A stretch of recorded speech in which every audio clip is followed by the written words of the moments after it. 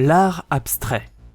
Il nous touche sans savoir comment ni pourquoi. Les stimuli visuels d'une peinture abstraite peuvent éveiller en nous des sensations, des souvenirs ou parfois même des sons. Chacun associera les formes et les couleurs, les reliefs et les ombres à des émotions et sensations qui leur sont propres. Le peintre russe Vassili Kandinsky est l'un des fondateurs de l'art abstrait, et il a vécu au début du XXe siècle. Kandinsky était atteint de synesthésie. Ce phénomène neurologique particulier et plutôt rare engendre une association involontaire de plusieurs sens par le cerveau. Dans le cas de Kandinsky, c'étaient les sons et les images. Chaque son entendu provoquait chez ce dernier la vision involontaire d'une image. C'est ce don qu'il utilisa largement pour créer ses tableaux, et sa première aquarelle fut longtemps considérée comme la toute première peinture abstraite. Aujourd'hui, il existe plusieurs moyens de créer une synesthésie artificielle chez les personnes ne souffrant pas de ce phénomène. Que ce soit la prise de psychotropes ou même simplement en activant le visualisateur Windows Media pendant que vous écoutez votre album préféré, il est relativement facile de nos jours de reproduire l'effet de la synesthésie à court terme. C'est aussi le cas au cinéma, comme par exemple avec cette séquence du film Enter the Void, ou encore cette séquence plus connue du film Ratatouille. Mais est-il possible de rendre la synesthésie ludique ?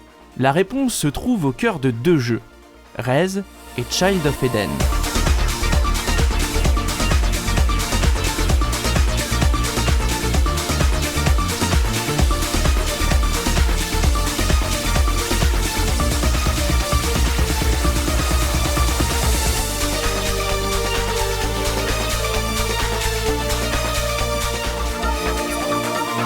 Rez est un shoot'em up en 3D sorti en 2001. Vous incarnez un programme informatique chargé de sortir Eden de son sommeil. Vous devrez au cours des 5 zones débarrasser un réseau informatique des virus, briser quelques firewalls et le tout en rythme. En effet, Rez est avant tout un jeu de rythme, car toutes vos actions, vos tirs, vos verrouillages et vos impacts provoqueront des sons, des vibrations et des effets visuels propres à vos actions via la manette. Le tout sur une bande-son électro, se rapprochant de la trance des années 90, sans oublier une ambiance cyberpunk du plus bel effet.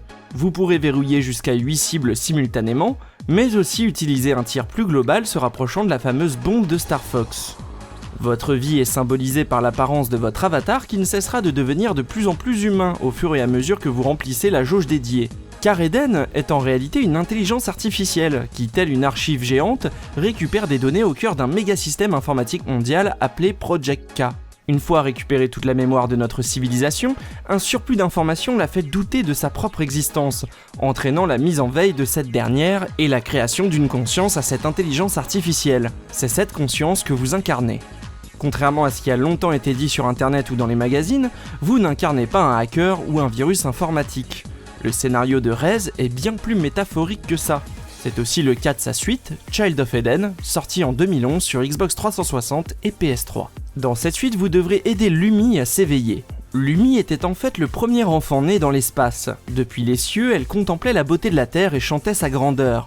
Au XXIIIe siècle, des scientifiques tentent de reconstituer ce que Lumi voyait de notre Terre au sein même d'Eden, que vous connaissez déjà. Un mystérieux virus infecte alors Eden, et vous devrez contenir l'infection jusqu'à l'éveil de Lumi.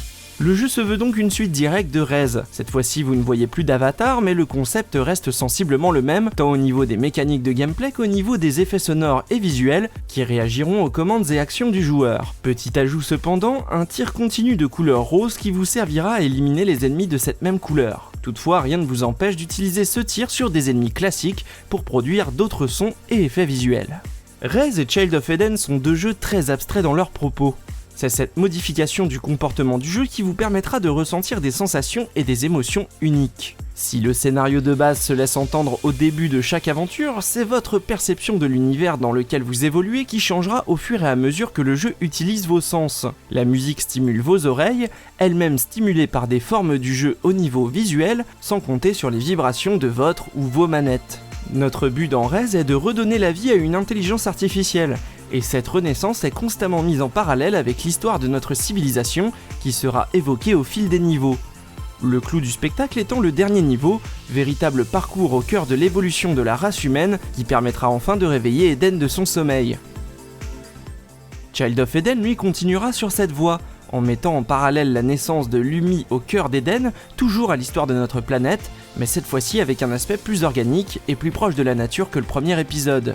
Le premier niveau du jeu fait d'ailleurs une habile transition entre l'univers très cybernétique de Rez et celui plus aquatique de Child of Eden, l'eau, symbole de la vie, étant largement représentée dans les deux jeux. D'ailleurs, cette naissance, cette vie est évoquée dans le titre de chaque jeu, Rez pour résurrection et Child of Eden littéralement l'enfant d'Eden. Si Rez et Child of Eden sont si cohérents, c'est grâce au talent de Tetsuya Mizuguchi, créateur des deux jeux. Il est d'ailleurs le fondateur du groupe Genki Rockets, dont les musiques ont été utilisées pour Child of Eden. En somme, Mizuguchi est un passionné de musique, mais aussi un très grand amateur du travail de Wassily Kandinsky. Il confiera même que c'était sa principale source d'inspiration pour Rez, allant même jusqu'à le nommer en premier lieu Project K. C'est donc Kandinsky et sa synesthésie qui inspira Mizuguchi pour la création de Rez, que ce soit au niveau du gameplay ou de l'histoire. Si le gameplay simule à merveille la synesthésie en associant des formes à des sons, c'est aussi le cas de la conscience d'Eden que vous incarnez au cours de l'aventure, qui devra associer des sons et des images à des données. Dans Rez, vous êtes seulement là pour stabiliser un système, et ce que vous voyez n'est que la représentation visuelle et sonore de ces données par Eden elle-même. Une mise en abîme assez folle et complètement cohérente avec le désir de Mizuguchi d'immerger le joueur au cœur du tout premier simulateur de synesthésie ludique au monde. Un jeu complètement abstrait où chacun y verra quelque chose de différent. Chaque interprétation sera personnelle et chaque émotion ressentie ne le sera que pour soi. Mais loin d'être une œuvre d'art contemporain ou un simple happening artistique, Rez et Child of Eden sont les piliers d'une vague de jeux totalement abstraits et plus surprenants les uns que les autres. Aujourd'hui, nombreux sont les jeux à avoir proposé quelque chose de curieux, d'incompréhensible, mais tellement émouvant. Pourtant, ces deux jeux sont ceux qui m'auront sûrement le plus touché, parce que j'ai pu y trouver les symboles et les métaphores qui m'ont ému. Contrairement à ce qu'on pourrait croire, Tetsuya Mizuguchi n'est pas atteint de synesthésie, mais c'est son désir de voir les sons comme le faisait Kandinsky qui l'a poussé à créer ces deux jeux. Et si Kandinsky était l'un des fondateurs de la peinture abstraite, Mizuguchi est sans aucun doute l'un des fondateurs des jeux vidéo abstraits.